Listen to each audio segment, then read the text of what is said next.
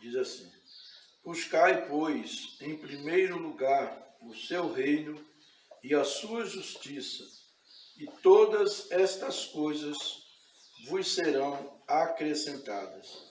Amém? É a palavra de Deus, né?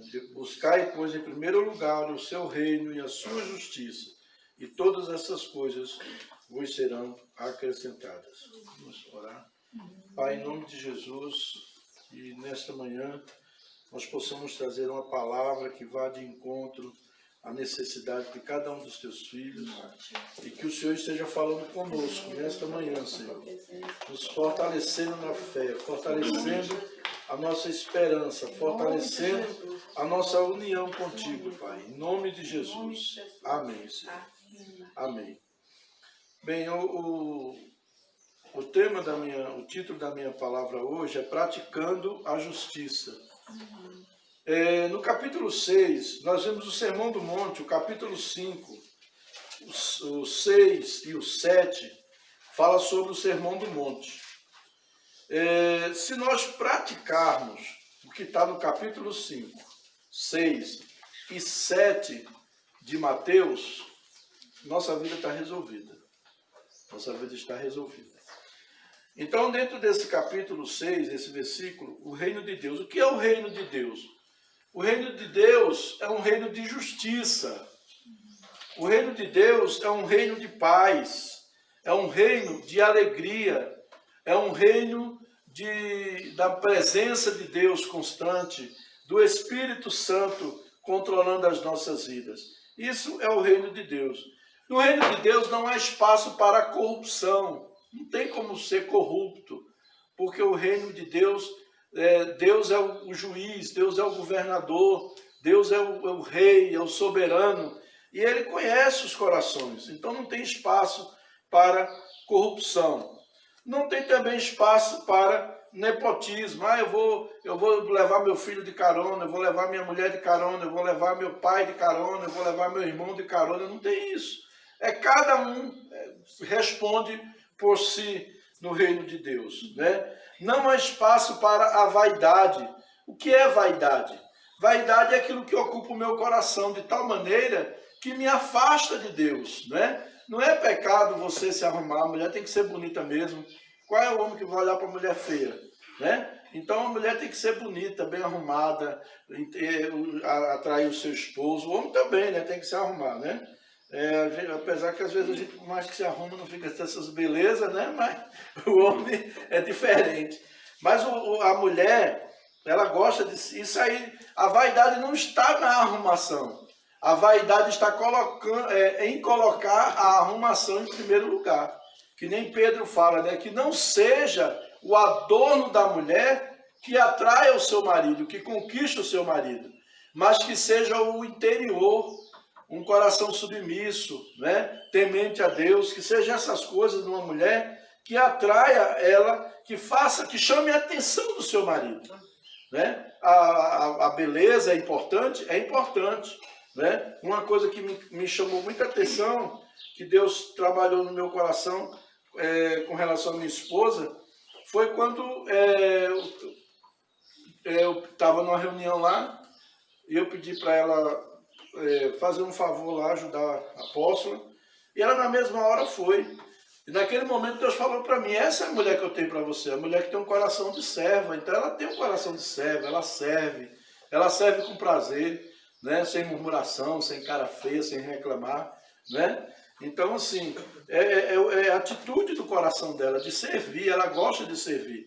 Isso é muito importante, né? Então, não é vaidade você andar bonita, você procurar gostar de um bom sapato, gostar de uma boa roupa, ter um bom carro, ter uma boa casa. Não é vaidade. Vaidade é quando você coloca isso no lugar que não deve colocar. É quando você deixa isso ocupar o centro da sua vida. Quando isso passa a tomar o lugar que não pertence a ele. O lugar é de Deus. Amém? Então, outro ponto é o orgulho, né?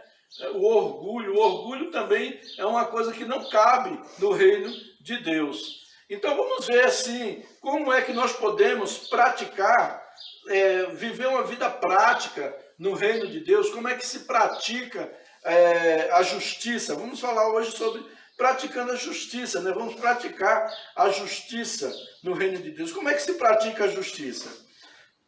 No mesmo capítulo, no versículo do capítulo 6 de João, de Mateus, do versículo 2 até o versículo 4, nós temos aí com relação ao dar esmolas.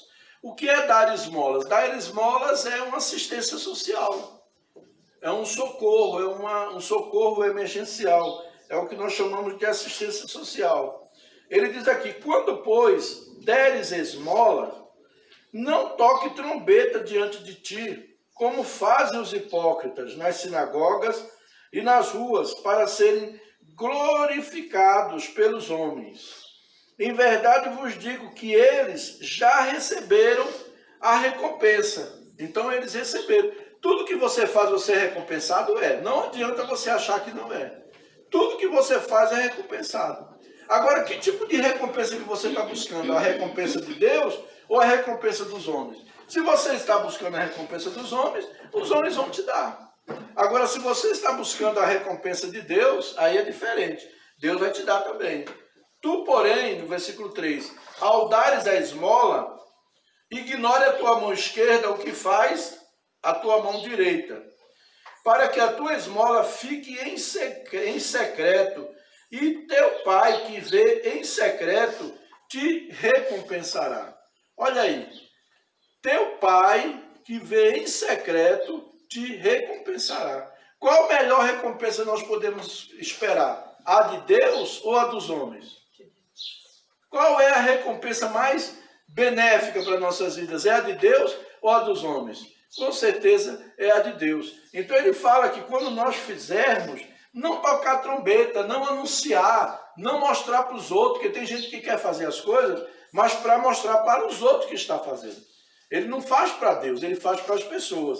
Eu tive muita dificuldade quando eu fui trabalhar na prefeitura, no Centro Pop, porque tudo que você fazia lá, se você desse um prato de comida para uma pessoa, tinha que tirar foto. Você fizesse uma dinâmica, tinha que tirar foto, para mostrar que estava fazendo. Né? Isso é questão política. O político tira foto dando cesta para o povo, né? O político tira foto abraçando o povo, botando o menino no colo. Faz isso na época das eleições, você vê que eles aparecem, né? Então, assim, o que acontece? Muitas pessoas, eles fazem isso esperando o retorno. Qual é o retorno? É os votos. E muitos têm sucesso com isso, né? O reconhecimento popular. O reconhecimento popular, o reconhecimento humano. Agora, eles têm a aprovação de Deus, as práticas, porque usa o povo, usa isso aí para ganhar o pleito, assumir o poder e depois rouba aquele próprio povo que eles deram uma cesta básica, deram alguma coisa, com as leis que eles criam, explorando o povo. Isso sem falar que o hipócrita está na política e no sistema religioso. Também. Todo lugar. No religioso. Todo lugar. E é onde mais predomina o hipócrita. A hipocrisia, né? Então, assim, outro ponto, assistência social não é assistencialismo. Quando nós fazemos uma obra para ajudar uma pessoa, o que acontece muito hoje? O que é assistencialismo? Assistencialismo é fazer com que as pessoas dependam de mim. Elas voltem para buscar, toda vez que elas precisarem, elas vêm buscar aqui. Né? Então isso é assistencialismo, eu vou criar a pessoa dependente de mim. Eu criando uma pessoa dependente de mim, eu faço com ela o que eu quiser. Porque ela depende de mim e ela tem medo de perder aquela boquinha, certo? Agora, o que é assistência social? É você pegar, socorrer a pessoa em uma emergência, mas dar o recurso para que ele vá e ele consiga com as suas próprias pernas ganhar o seu sustento. Não viva dependendo de você. O que é que o político no Brasil tem feito? Para eles é interessante que as pessoas não saibam ler, não saibam escrever, não tem emprego, não tem nada. Por quê? Porque vai ficar lá buscando cesta básica. E quando ele vai buscar, ele tira foto, tá? Aí quando chega as eleições, ó, tirou cesta básica aqui com fulano de tal, você vai votar nele, porque se você não votar nele, ele vai deixar de te dar cesta. É a visão, é a visão. Né? Infelizmente, isso chama-se assistencialismo. Agora, assistência social não, você está precisando, o irmão está precisando, eu tenho condição de socorrer, eu vou socorrer. Eu vou entrar na necessidade dele e vou ajudar. E não precisa tocar trombeta que fiz, que aconteceu, que nada disso não. Amém? Em nome de Jesus. Então, assim, quando dá esmolas, faça de um jeito que as pessoas não precisem ver que é você que está fazendo. Por isso que às vezes a gente diz assim, ó, você quer ajudar, quer dar cesta básica, traz tudo para cá, vamos. É a igreja que está fazendo. Ninguém sabe quem é. É a igreja é um todo, é todo mundo junto. Pronto, morreu o assunto. Ninguém sabe quem é. Né? Às vezes é até um irmão que trouxe um caminhão de cesta básica, oh Jesus, glória a Deus, e trouxe para nós e disse, ó, pastor, isso aqui é para distribuir. Pronto, a igreja que está distribuindo, morreu o assunto. Né? Quantas pessoas fazem isso? Oh, eu estou ajudando, mas eu não quero que fale que eu ajudei. Eu já recebi tanta coisa assim, que pessoas que não queriam, que dissessem que foi eles e é pessoas que são abençoadas. Então, praticar o reino de Deus, para viver na prática do reino de Deus, o primeiro ponto é esse. É ter esse sentimento de assistência social. Esse sentimento de ajudar as pessoas que estão à nossa volta. Necessitadas de alguma coisa, não é só de comida, não. A pessoa às vezes está necessitada de uma palavra, a pessoa às vezes está necessitada de um conselho, a pessoa às vezes está necessitada de uma visita. Às vezes está ali se sentindo tão só e chega uma pessoa na casa do irmão, vai lá visitar, entendeu? Então isso tudo mexe com a pessoa, são formas de dar suporte. Eu me lembro que na igreja primitiva, quando eles começaram, eles não tinham os diáconos, mas surgiu um buchicho lá, um zum, dos helenitas, né, que eram os gregos, e começaram a acusar a igreja. E disseram, ó, os crentes, eles não se importam com as viúvas, com os necessitados deles, como nós, os gregos, nos importamos. Aí foi quando os apóstolos entenderam aquilo, ficaram vendo aquele burburilho, e reuniu o povo e escolheu os diáconos. Pela primeira vez foi escolhido o diácono. Para quê? Para dar suporte, para atender essas emergências. Recolher no meio do povo e ajudar essas pessoas necessitadas. Então, a primeira vez surgiu aí. Então, a igreja, ela tem que ter essa visão, isso é praticar a justiça. Quando fala justiça, o reino de Deus e a sua justiça, fala sobre praticar as coisas concernentes ao reino de Deus. Então, o primeiro ponto é o assistente social, é o dar esmolas, né? É ajudar os necessitados nas suas necessidades. O segundo ponto, onde nós podemos colocar como prática da justiça, e que a Bíblia nos ensina, está no versículo 5 ao 8, que fala sobre o nosso relacionamento íntimo com Deus. Primeiro, a assistência social, o segundo é o relacionamento íntimo com Deus. Ele diz assim, e quando orardes, não sereis como os hipócritas, porque gostam de orar em pé nas sinagogas e nos cantos das praças, para serem vistos dos homens. Em verdade vos digo que eles já receberam a recompensa. Jesus critica a atitude, repudia aquela atitude, mas ele não diz que a pessoa não vai ser recompensada. Ele diz, eles já receberam sua recompensa. Qual é a recompensa deles? Ser glorioso, fulano é de oração. Aquela mulher, uma mulher de oração, ó, lá, está lá, abrindo o bocão na praça, orando. Que mulher de oração. Então, já recebeu o galardão, é aquele, o dela vai ser aquele. Aí ele diz no versículo 6, tu, porém, quando orares, entra no teu quarto e, fechada a porta, orarás a teu pai que está em secreto. E teu pai que vê em secreto te recompensará. Olha aí. A gente ora pelas pessoas, ora na igreja, tudo. Agora, orar para mostrar para os outros que está orando, para mostrar para os outros que você é de oração, isso aí, você já recebeu o seu galardão. Isso é hipocrisia. Devemos orar para mostrar para Deus devemos mostrar para Ele. Não para mostrar que eu sou homem de oração, né? Para mostrar que eu preciso dele. Eu, quando vou orar, eu vou mostrar para Deus que eu preciso dele. Se eu estou aqui, se tu não me socorrer, eu estou frito. Então, minha oração é nesse sentido, né? E ele diz assim, orando não useis de vãs repetições como os gentios, porque presumem que pelo seu muito falar serão ouvidos. O que é vã repetição? É reza. Oração não é reza. Não vos assemelheis, pois, a eles, porque Deus, o vosso Pai, sabe do que tendes necessidade, antes que lhe peçais. Oração é comunicação, é um diálogo entre duas pessoas, Deus e o homem. Tem uma frase de um judeu, filósofo judeu, que ele disse assim, a oração é o momento em que os céus e a terra se beijam. O Altmani, ele disse uma frase assim, Deus governa o mundo através da oração. Você quer ver Deus governar na sua casa? Ore. Você quer ver Deus governar no seu trabalho? Ore.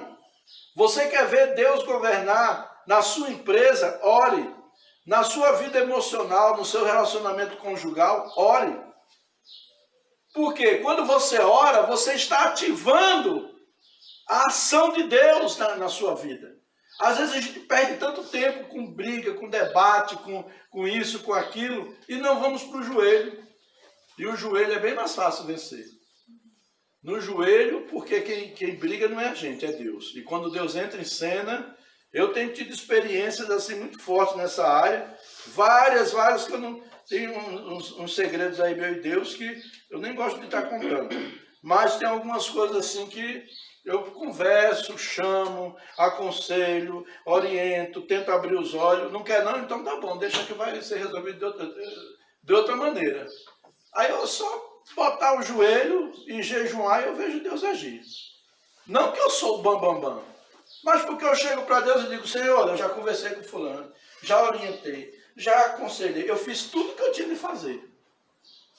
Eu não consegui resultado. Eu não tenho condições de resolver esse problema. Ele é teu agora, resolve o problema. Aí, meu irmão, quando Deus faz assim, que é uma beleza. Então, assim, eu fico tranquilo, né? Oração é diálogo entre duas pessoas.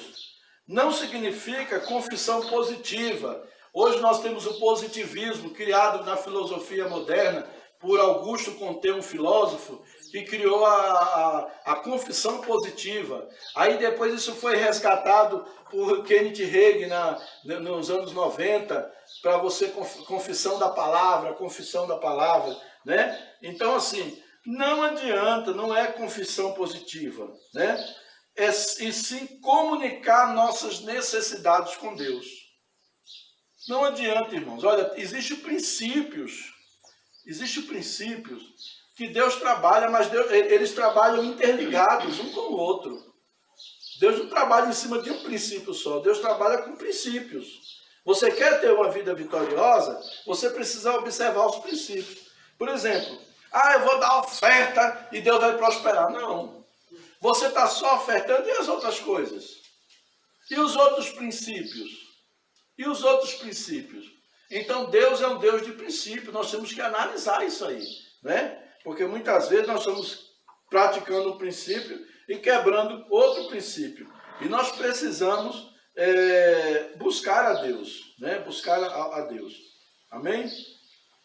Outro ponto, não é reza, pois rezar, no nosso dicionário de português, o Aurélio Buarque de Holanda, fala que oração e reza são a mesma coisa, mas não são. Reza é a oração repetida, escrita. Você vê que os católicos, os bandistas, tem aquele santinho com a oração atrás. São Jorge, e atrás tem a oração de São Jorge.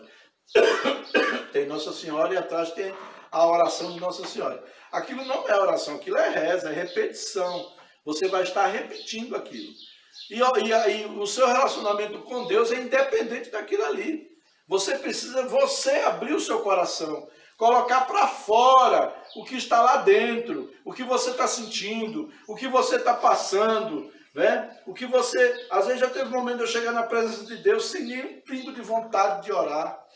frustrado com um monte de coisa e chegar assim, olha, eu não estou conseguindo nem orar, me ajuda. Quando daqui a pouco eu estou me derramando na presença de Deus. É o primeiro passo. É como uma escada que você vai subir. Colocou o primeiro pé, pisou no primeiro degrau, daqui a pouco você está lá em cima. Então é começar a orar. Amém? Oração não é monólogo. Nós, os pentecostais, temos muito essa prática de monólogo e chamar isso de oração. O que é monólogo? Monólogo é onde uma pessoa só fala. E nós pentecostais temos esse hábito de orar, Senhor, em nome de Jesus, abençoa, e abençoa minha casa, e abençoa meu pai, abençoa minha mãe. Amém. E aí, não parou para ouvir Deus falar? Nem deixou Deus falar. Nem deixou Deus falar. A oração tem que ser, eu falo e escuto Deus falar comigo. Eu falo e escuto Deus falar comigo. Isso é um diálogo, isso é oração. Mas muitas vezes nós achamos que orar é descarregar tudo e pronto, acabou, morreu o assunto. Né? Então, o segundo ponto da prática da justiça é um relacionamento íntimo com Deus. E esse relacionamento através da oração. E eu vou dizer para você, quando nós oramos, Deus muda as coisas. Até nossas vidas. Coisas na nossa vida que às vezes a gente não dá conta, a gente não consegue. Tem muitas coisas que às vezes, se nós formos pelo lado humano, a gente não consegue servir a Deus. Não consegue. Mas quando a gente ora, quando a gente coloca a nossa vida nas mãos de Deus, através da oração, através da intimidade com Ele, a gente vê, poxa, isso aqui estava tão difícil, de repente Deus agiu assim, fez assim. A gente precisa ter uma entrega, confiar mais, né? Deixar de misticismo, de coisa, achar que Deus é tão distante. Às vezes, por não ter tido um relacionamento paterno saudável, a gente transfere isso para Deus. Durante muito tempo, eu transferi isso para Deus. Eu achava Deus muito distante. Deus era um Senhor soberano que estava lá e eu aqui, né? E Ele não tinha tempo para mim, não ia parar para me ouvir. Mas hoje não, eu tenho Deus como meu Pai. Aquele Pai que quando eu procuro, Ele está à minha disposição para me ouvir, para escutar o que eu tenho a dizer. Isso é muito bom, isso é maravilhoso. Amém? Então nós vimos aqui a assistência social, a oração é outra prática da justiça. E por último, no versículo 16 ao 18, fala sobre abstinência. Versículo 16 ao 18 diz assim: quando jejuardes, não vos mostreis contristados como os hipócritas, porque desfiguram o rosto com o fim de parecer aos homens que jejuam. Em verdade vos digo que eles já receberam a recompensa. Está vendo? Tu, porém, quando jejuares, unge a cabeça e lava o rosto, com o fim de não parecer aos homens que jejuas, e sim ao teu Pai em secreto. E teu Pai que vem em secreto te recompensará. Antigamente, nós tínhamos aqui na nossa tradição brasileira, na Semana Santa, tínhamos pessoas muito católicas, né? Não criticando os católicos, falando que eles não são, né? Mas assim, essa atitude, esse ensinamento de que muitas pessoas católicas que se apegavam na Semana chamada Santa, não penteava cabelo, não escovava os dentes, não varria a casa, não é isso? Quem lembra disso? Não assobiava, não batia. Não tinha nada, não batia no menino. Só não emitia o cacete. Então era uma semana assim que e jejuava, aí ficava com aqueles olhos cheios de remela, mostrando que jejuou, que está em jejum. Ah, eu estou em jejum, né? Eu estou em jejum. E não é nada disso, gente. A palavra de Deus diz que quando jejuar, você nem demonstra que está em jejum, né? E o jejum, para que o jejum, né? Essa semana o tio teu tio, né? Ilmar, né? Teu tio, né? O tio da Sara até postou um negócio lá, até falei para ela, né? Concordo daquele jeito também. O jejum não é para Deus, o jejum é para nós. Por que nós precisamos jejuar? Preste atenção como que o diabo ele é astuto, irmãos. Ele tira das nossas mãos as armas que nós temos. O jejum é uma forma de nós quebrantarmos o nosso espírito. Quando nós jejuamos, nós ficamos mais sensíveis. Eu não entendia muita coisa sobre jejum, mas um dia eu li um livro chamado O Apóstolo dos Pés Sangrentos, do Sadhu Sudar Singh. Não sei se Cláudia leu na época de missões, né? Então, assim, era um sadhu indiano, né? E ele falava sobre o jejum. E por que aqueles aqui, não tem aqueles caras que deitam em cima dos pregos na Índia? Não tem? Aqueles caras que deitam no prego e que passam em cima, já viram isso? Aqueles caras que passam em cima da brasa. Sabia que aqueles caras mesmo, eles jejumam para fazer aquilo? Eles jejumam. Os budistas, sabia que os budistas, quando tem uma pessoa com câncer, alguma doença assim, ele leva para a caverna e lá eles ficam em jejum por aquela pessoa e as pessoas são curadas de câncer lá dentro. Você sabia disso? Não é porque o jejum, não é porque o jejum, eu estou jejuando, Deus vai mover, Deus vai fazer por causa do meu jejum. Eu vou ficar mais sensível, Deus está fazendo toda hora. Deus está trabalhando todo momento. Deus está agindo em todo momento. Agora, quando eu jejuo, eu me quebranto. Uma coisa assim, ó, você está muito, aquela tentação muito forte, o pecado querendo vir com tudo para cima de você, e você vê que está sem força. Começa a jejuar para você ver. Pastor, é implicante, agora não está indo, se eu pudesse aqui, eu tive a oportunidade de viver com uma pessoa que o pai dela mexia com macumba. E ele para fazer o mal, ele jejuava. 21 dias. 21 dias, 40 dias, ia lá para dentro do quarto escuro e jejuava esse tempo todo para fazer a maldade das pessoas. Você sabe o segredo? Fazer tudo isso. Foi bom você colocar isso. O segredo do milagre, de acontecer milagre, é jejum. Lembra naquele dia como a gente jejuava, Cláudia? Jejuava muito mesmo. E jejum você pode usar para o bem e para o mal. Para o mal. Então, assim, não é que Deus, ele quer fazer. Ele quer fazer. Agora, quando a gente jejuma, sabe o que acontece? A gente fica com a percepção mais aberta. A gente fica com a sensibilidade maior. E a gente consegue crer com mais facilidade no agir de Deus, no que nós queremos. Entendeu? Então, esse é o segredo do jejum. Agora temos que jejuar com sabedoria, ter cuidado, né? Para não fazer certo jejum. Mas no espiritismo, lá no candomblé, na umbanda, na kardecismo, todos esses lugares o povo jejuma. Mais que não. Jejum e muito. Ó, no candomblé mesmo, eles vão fazer uma entrega, fazer um trabalho lá. Eles ficam lá deitados no roncó em jejum. As pessoas que vão para a mesa do kardecismo, eles tiram a semana toda em jejum. Nem relação sexual eles fazem. Nem comem carne vermelha.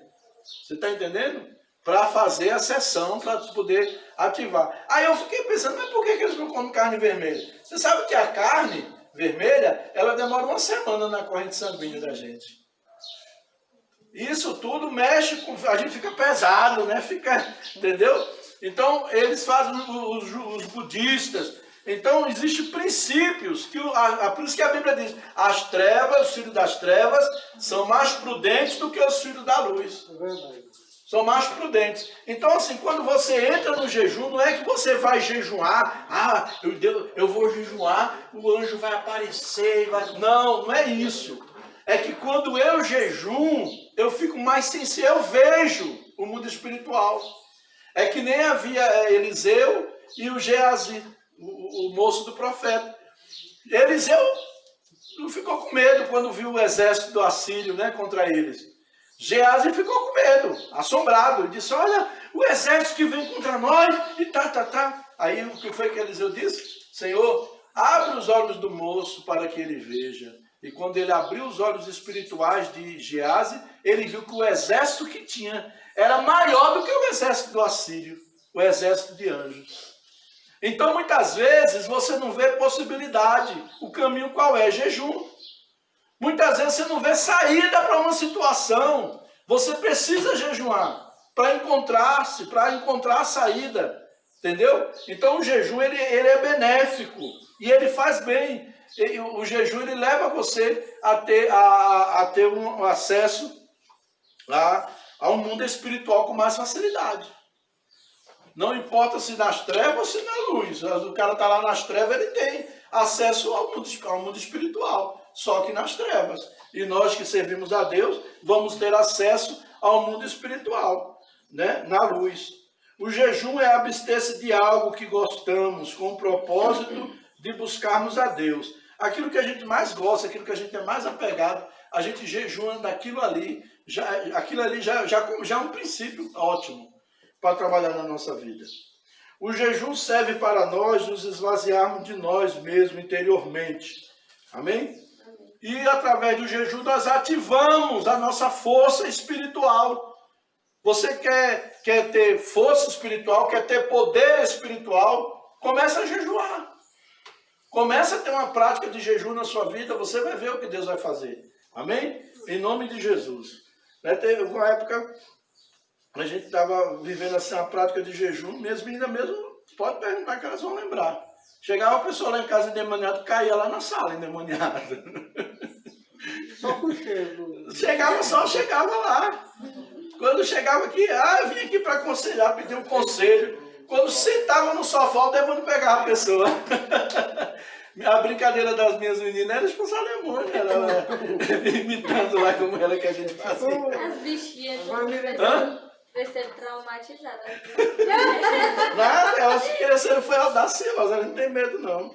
Entendeu? Então assim, precisamos voltar a essa prática. Entendeu? Precisamos fazer o bem, ajudar as pessoas, sem olhar a quem. Vai me trair, vai me abandonar. Problema de quem me traia. Problema de quem me abandonou. Eu fiz a minha parte, eu fiz para Deus. Quando eu faço para Deus, eu não me frustro. Amém? Eu fiz foi para Deus, não foi para você.